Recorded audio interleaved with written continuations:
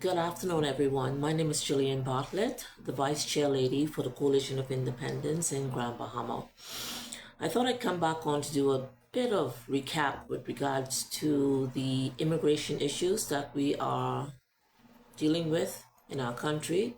Also, how it's affecting us since Mr. Trump has had several rulings on time is approaching, time's moving fast. Basically, he's returning many migrants back to their hometown, and basically we have an issue with the ones coming back to the Bahamas. I think the deadline is sometime in February, so I'm going to be talking about that.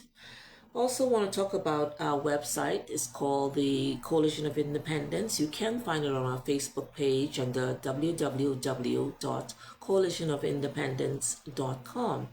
It has the vision for our party to just put in details. We're not shielding anything. What we expect to do on day one once we become the government of the Bahamas. All right? We are living in a completely new dispensation where change is definitely needed in the Bahamas. And the coalition wants to bring some empowerment to the Bahamian people. And they want economic empowerment, world-class education, health, world-class health facilities, and to revolutionize our nation. We have a lot of catching up to do. And everybody's feeling it. Everywhere I go, they're telling me, listen, we need something different. So, I'm not going to hesitate any longer. I would like to do some homework before I continue my talks on bringing you up to date on what's happening with our migration issues in the Bahamas and also in the US and what's really happening in Haiti itself, which I can tell you in short, I think they passed their election. I think it was supposed to happen in 2025. It hasn't happened yet. Hence the problem. But before I get into all of that, I want to go through some announcements because in the month of January, it's amazing how the COI has maneuvered and how they are going to all the different islands, still continuing doing that. And we're not even the government yet. Like on the 22nd, right? We had we had our Men's Alliance meeting. That was the first thing that we had. We also had some town meetings. Basically, we had town meetings and walkabouts, and we're going to have more town meetings in Grand Bahama. We had town meetings in Abaco. We have Mr. Bain have his walkabout. It's no time. It's 6 months into the election. All right. So on the 17th, we had the Men Alliance. They had their meeting. So they reinforce their men in their alliances. We also had on the 19th, Mr. Bain restarted his walkabout for 2026. So that's exciting. We also on the 20th, I think the COI team went to Moss Island. The COI is still traveling like as if they've never stopped. They had a town meeting in Moss Island. There's a lot to discuss there. The people are feeling genuinely neglected. So the COI has visited Moss Island on the 28th. Wow, there we go again. And then recently, the COI had another town meeting in Abaco. Yeah, Abaco just had another town meeting. And I think it was Miss Crystal Stubbs. She is the candidate for the Marsh Harbor and Abaco. The town meeting was held at Grace Gym.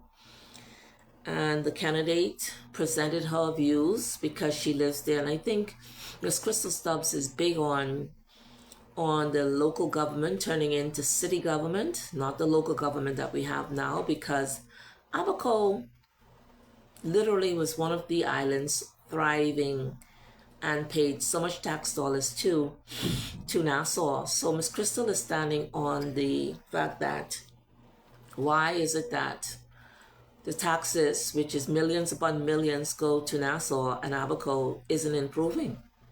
It hasn't improved. So she had a recent town meeting on the 21st, which was yesterday at the gym. And again, like I said, there's been several town meetings held. We also had a viral video done by our normal Sunday shows, and that's been consistent.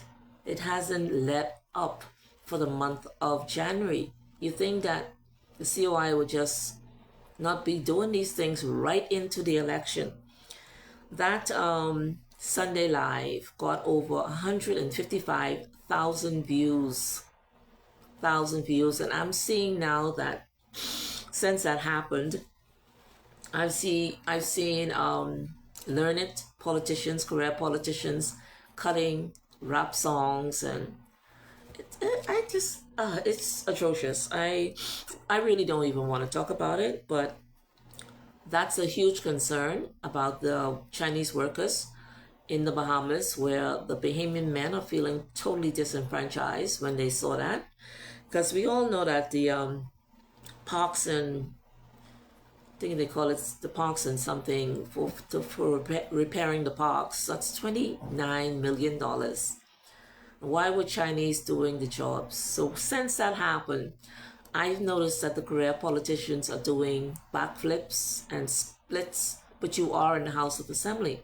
You're supposed to be cleaning up your society. You're supposed to be passing the bills that concern the Bahamians. I don't know why you're cutting videos and doing reels. When you're in the House of Assembly, you should be making decisions to enrich the Bahamian lives. And the Bahamians are watching all of this.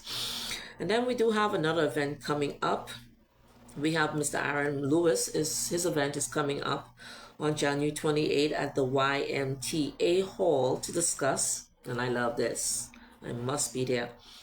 Generation property dispute, Crown land, and the many property issues that we have in our country called the Bahamas. So that will be the big town meeting on the 28th of January. Mr. Aaron Lewis will be hosting this town meeting at the YMTA Hall.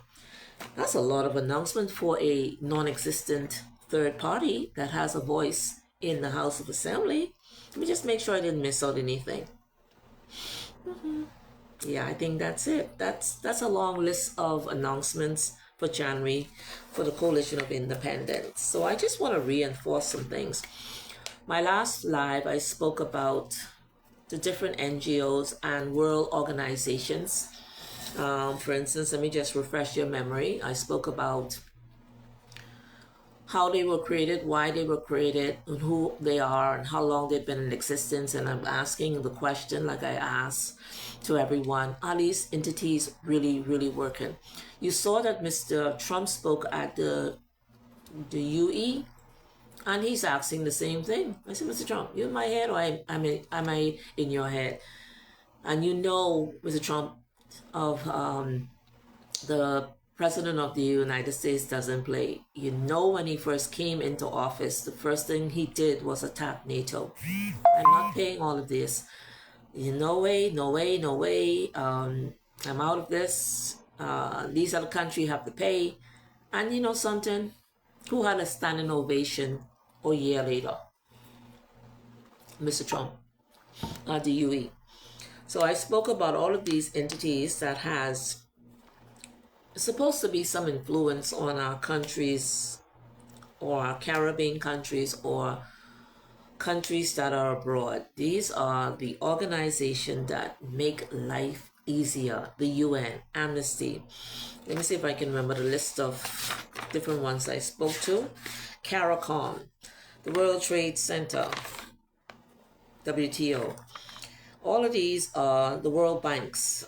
All of these are group G20 and the G groups. All of these are entities, the IMF group, that's supposed to make life in other countries palatable. Basically, it's supposed to help them to manage or not be taken advantage of in their country. And I'm going to put it out there again. are these entities really working globally? But Mr. Trump spoke to this yesterday, and I'm so happy because he really covered it all when he spoke to the EU with regards to their usefulness. And he gave them his PowerPoint plan, and he said that the stocks go up, up, and Americas are getting stronger. It's more powerful. It does what it has to do. It did what it had to do, and in Venezuela, they got more oil. They won Greenland. The Gulf of Mexico is now called the Gulf of America. Life goes on. He's showing his assertiveness. He's showing true leadership. So, what am I to talk about?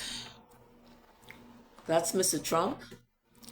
And if Mr. Trump did not make it clear to most people who come to his country, he's made it clear that he's going to take care of the Americans. And that's Americans via you apply online or come in person to apply. He's taking care of his people. He was voted in overwhelmingly on the immigration matter. So that's what his people wanted. And if others want to cry and make noise about it, tough. If you don't like America, get out, because Mr. Trump is throwing you out. It started with the gangs, and now that's gone on to others who have burdened their taxes and just cleaning up his country. I love the fact that he's cleaning up his country. And it's, like you say, it's going to be cleaned by a Mr. Trump. All right? So, the UN. Now, remember why the UN was created. The UN, I think, is about 80 years old now. That's a long time to be an organization. That means that it's probably working effectively, but it's up to each to interpret if the UN is really working. What was the UN's purpose? It was founded to maintain international peace. I stop there and I keep pausing at peace. Is there peace or are there mini wars? There's no peace. So the UN right now, you are at the bottom of the list when it comes to your mandate, what you're supposed to be doing, helping with peace and security and developing a friendly relations amongst nations. I think you need to go and help with Ukraine and Russia, because as a UN, that's not happening, and achieve international cooperation in solving economic and social problems and protect human rights. And we say, is that working 80 years later? So we can see that these different organizations may have been developed 150 years ago, 103 years ago for a purpose. And now we're here. Are those purposes been filled by the UN?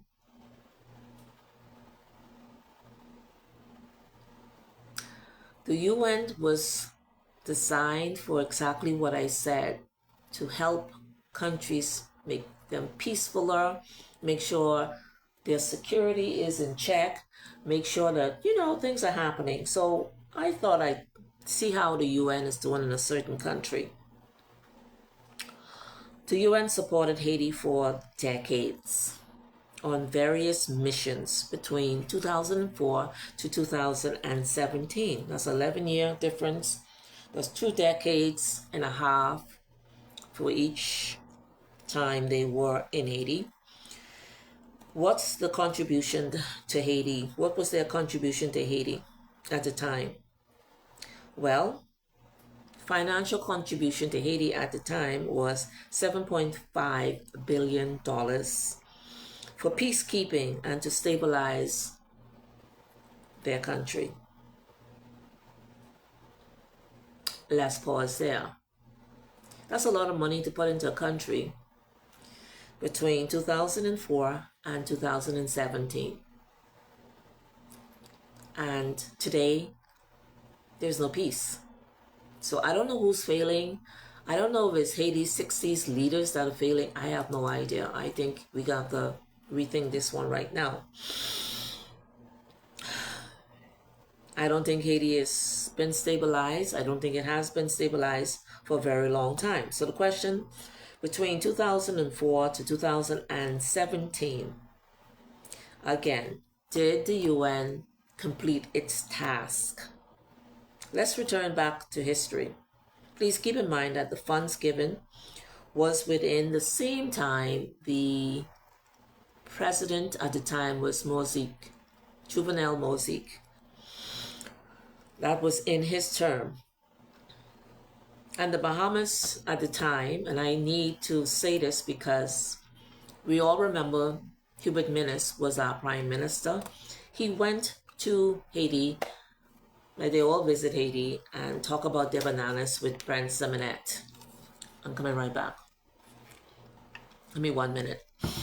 So, the UN again was there in Haiti. Between these times, billions were allocated to a certain president of Haiti.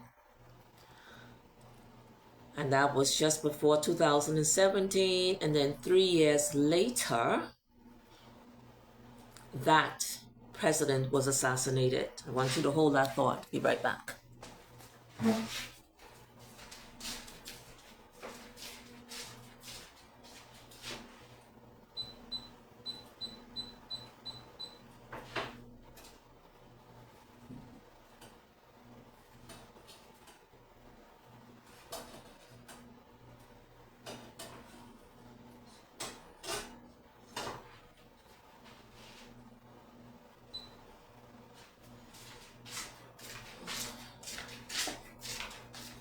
So everybody who's on here, do you follow me so far? I need you to understand where we are, what was happening between a certain time frame, and that time frame was 2004 to 17, where Haiti was allotted by the UN $7.5 billion to stabilize their country, to bring peace, and to make it right with its people. And some of you need to Google around that time, was the UN helping us at any level at any given time? But Haiti got this amount of money. The president at the time, because remember his demise was happened on to 2021. So the people were complaining because they know they get all these funds. They know, something is happening. They were complaining about Jovenel Moïse. He got assassinated 2021, sometime in July. Check the facts. So obviously, with our snap election prime minister, and y'all know who he is, along with the banana talk and the post office talk, I'm talking in codes, yes, only Bahamians will understand me when we say this. They visit this country before the poor president of Haiti got assassinated. And we were embarrassed because we were told their bananas were better than our bananas. And we were like, what does this have to do with anything? But the UN was instrumentally involved with that country for decades, okay? From 2004 and 2017. Monies were spent. Presidents didn't do their job in Haiti, and now here we are with Haiti's issues. Continuing, Haiti was always on fire. They're burning tires, streets. They're letting the world know that they were angry at a certain president at the time. But at the time, what had happened, because the anguish got so out of control, the so-called barbecue, who unified many other gangs, because it's easy for them to do that. Corruption is ramping. Everybody's on the take. So the gang leader, who was actually a former police person, unified gangs. And Haiti got worse. even though the UN had given them $7.5 billion. So we know what happened in 2021. We get it, right? Since then, there was no real election. Now remember, whilst Mr. Muzik, the former prime minister or president of Haiti, was alive, Biden was the administrator for the USA. He was the president, former president, was the actual president then. And we know his policies. We know what he engaged in, open border policies, and maybe he was assisting Haiti to stabilize them. I've done records on this where the United States Biden wasn't the first president to come in to stabilize Haiti. The UN has always been there trying to help them. But it appears that it doesn't matter who comes to that country, it's worse. All right? So, I did mention between 2004 and 2017, the UN gave $7.5 billion. It's worth repeating over and over. And this wasn't a pledge like how Mr. Minnis said when we had Dorian, that it was only a pledge. That means it's not real actual finance. It was just a pledge to say, let me give you this promissory note. And when you get this promissory note, it will tell you that's what we promised to give you. No. In Haiti's case, they got this fund, $7.5 billion to help their country to be stabilized. So let's add a little more salt to the injury. We all recall the tsunami, the horrific tsunami during the disaster in 2010 to 2020, right? Remember now, who was the Prime Minister of the Bahamas in 2010 when Haiti had its tsunami? It was Ingram. Ingram didn't discuss with us about any asylum and keeping persons in our country because he couldn't send them back to Haiti. No, he just did it. That's the worst of the worst. We do not have asylum laws in the Bahamas. He decided just to make a decision, and he was bigoted about it, and he decided the Haitians who are in the Bahamas must stay until Haiti gets stabilized. Now remember these dates, 2010 to 2020. The UN came in and addressed the situation again. And guess how much money they got to help their country to be stabilized, because natural disasters happen. We've had it happen. Only one thing under our natural disaster with Dorian, Hubert Minnis said it was only a promissory note of the monies received.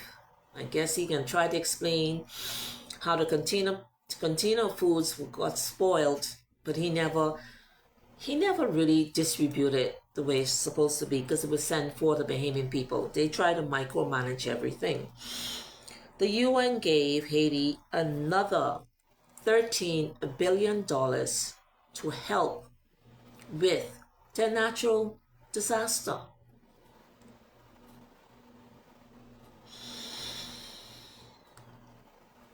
Now I want you to put these dates together, right? And if you put all of this together, as in how much funds, and this isn't all, this is just the UN giving their funds. I'm not even talking about the other countries who gave. When you add up both, and this is between a time frame, okay? Let me make sure I have this time frame right.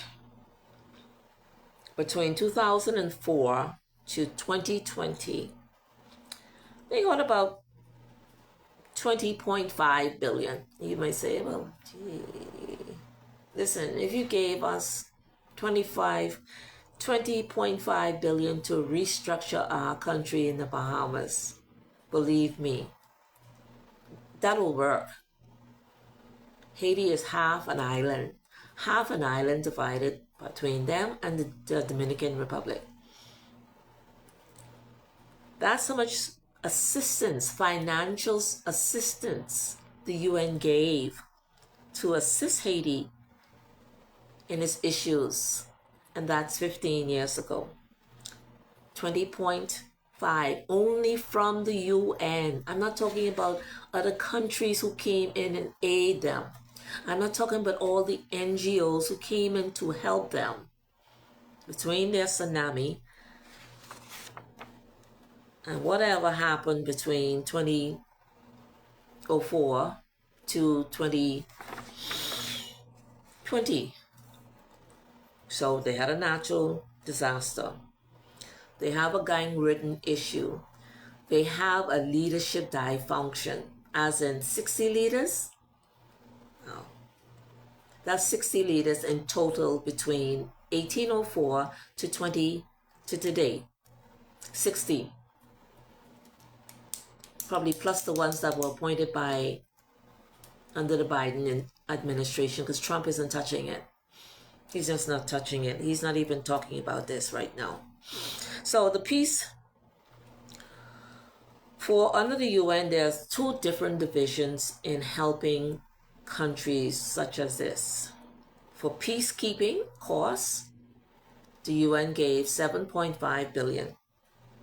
For development and relief aid means to help the people, make sure they're eating, make sure their houses are safe, make sure rebuild this, rebuild that.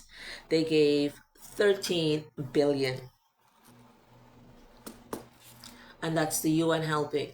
The Amnesty help on a different level. And whilst I'm here, let me just show you what the Amnesty did. It mightn't have been in monetary funds like the UN did, but the Amnesty International purpose is a global movement aimed to protecting human rights. So they bring in the awareness, campaigning against torture and servicing and the release of prisoners of conscience.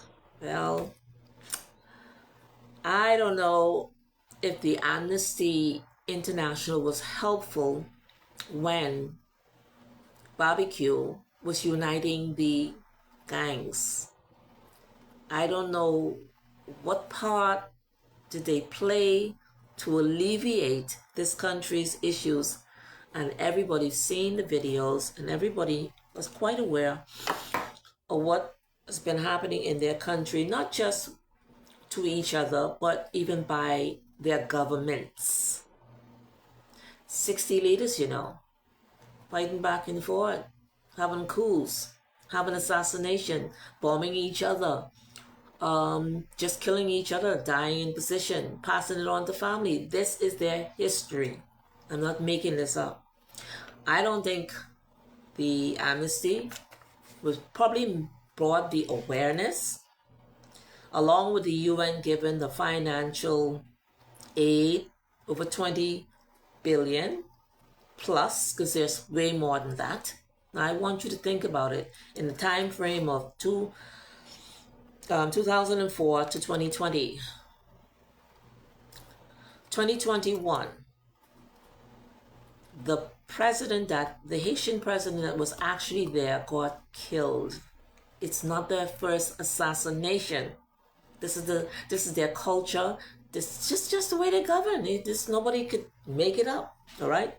And these are the issues we have with this culture, because they have not dealt with their issues. It's affecting us in the Bahamas, and it's affecting us in the United States.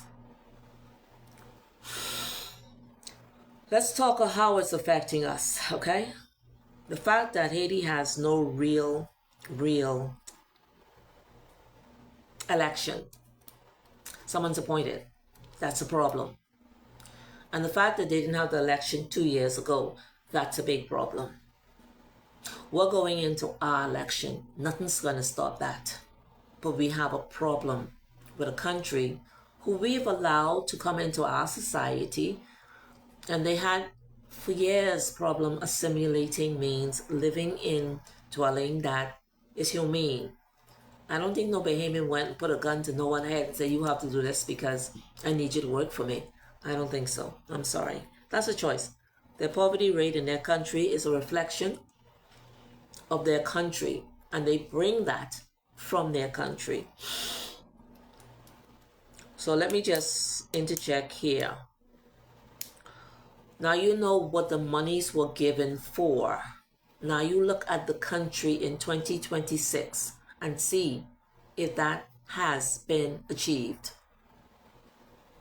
So between 2021 and 2026, still, there was no real election, of course. The UN returned back. See, the UN had left. The UN had left for a very short period when Mosel took his seat as the president, okay? But they came back. They had to come back. But understand now, 2021, Biden was the president of the United States, and of course, his policies were very easy. He had an open border policy. I remember when he named Ms. Harris to be the person to deal with the border. She never went to the border. And if she never went to the border in the United States, she went to some Somalian country. And I know, I just see some people walk with fish on their head and she's just smiling. They're like, why isn't she taking care of what she was delegated to do? He had to go. I remember Greg Abbott giving him a $200 million or $1 billion check to say, and he put it right in Mr. Biden's hand when he came to the border. So the Biden-Harris presidency allow many border infractions. Not only that, they also made some deal with us. Let them come through the Bahamas so they can go and work, to build up the Americas or get jobs or whatever. Then the big surprise happened. Trump won. And when Trump won, we all know what's been happening, and it's only been 1 year. Okay, so a year later under Mr. Trump, he won the election, and first thing, he really won the election on the immigration issue, overwhelmingly won that election because that's what the people actually wanted. They wanted some control with the migration in their country. Now, it isn't just one country that's migrated to the Americas through the open border policy of the US. It wasn't just one country. But I'm trying to show you all the dynamics of when Biden was in charge. The Bahamas allow a lot of persons to leave our country, and we're not calling them all Bahamians, no. And they left to get the jobs under the Biden administration, maybe build highways, do construction, whatever they want to do. But that stopped when Trump came in. The dilemma is persons are now who may be carrying our passports and have left under the Biden administration will and have probably be returned under Trump. You either have to go back to your country of origin or whatever your passport says. And now we have a problem because half of those passports we have in question as Bahamians.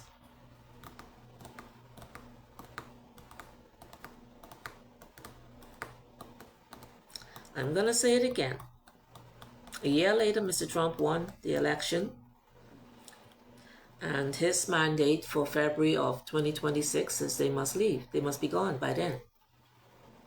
But Trump has another mandate he's pushing in 2026. And it's his country. He can do what he wants because if you don't do right, you don't act right, he's not going to have the low standard in his country. It doesn't matter what country you come from. Somalia, the gangs from that other place, and Colombia, and Venezuela, and Haiti, and whoever. He's saying he come to set a standard. So anyway,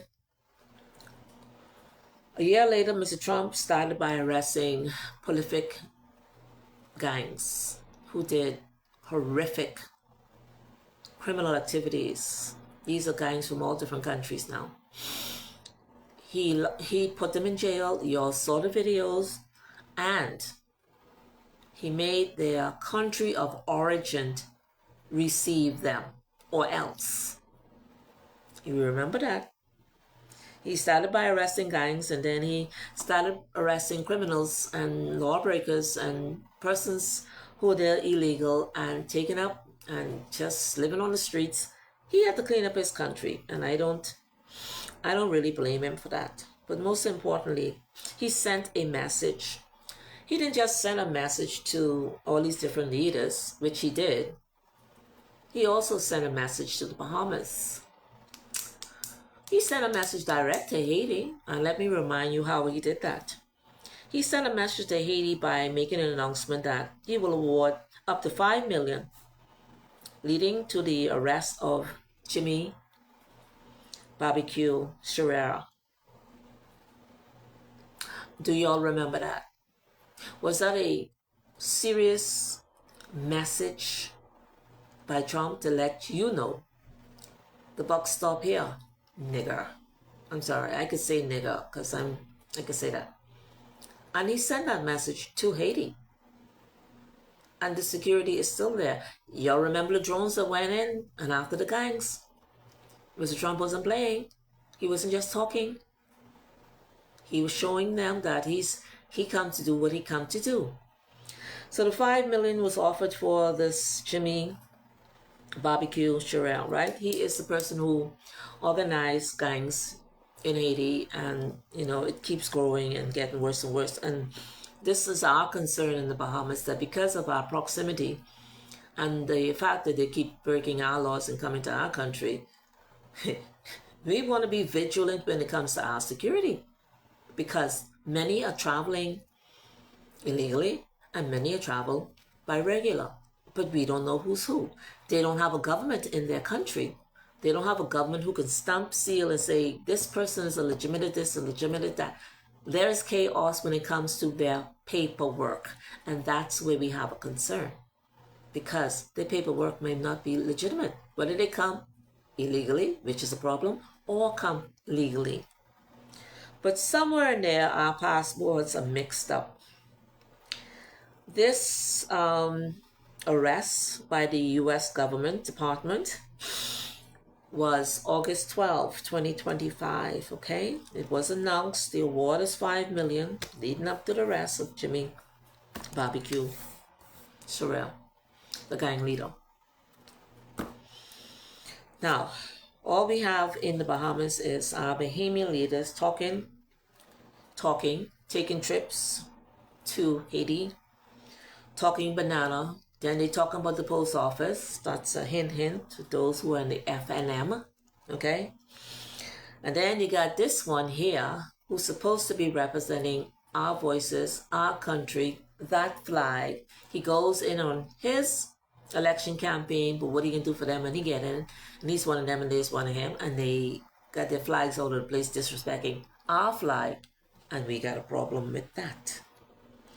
We're getting sick of the Davis administration pushing this agenda for the Haitian diaspora within our country called the Bahamas. We're very territorial, so like they are, we're very territorial. We do not like the degradation of how our country is actually looking. And I could speak a lot on that, because what I've seen so far, I got a problem with it. I have a problem with Haiti's 60 leaders, and that's what I want to address. There's 60 leaders from 1804 to today.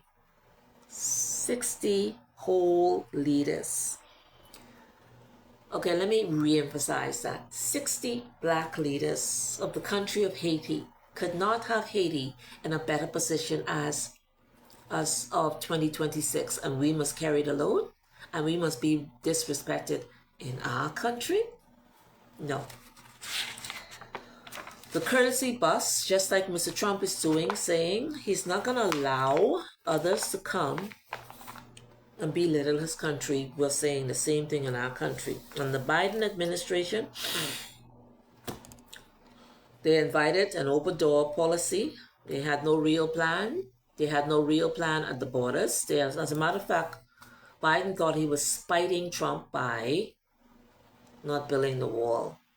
So is that the same thing you did in Afghanistan, where you just pick up and leave? Half of your Americans are stuck there, and you leave all the weapons unattended, and now the Islam's have the weapons, and that was the plan? Because I'm trying to think, Mr. Biden, what were you thinking about? What were you thinking about? And this is why he lost that election, because the Americans were saying, no, no, no, no, we had enough. They saw what was happening in these different states and New York, whew, and they wasn't having it. And Mr. Trump, the President of the United States, 1 year now,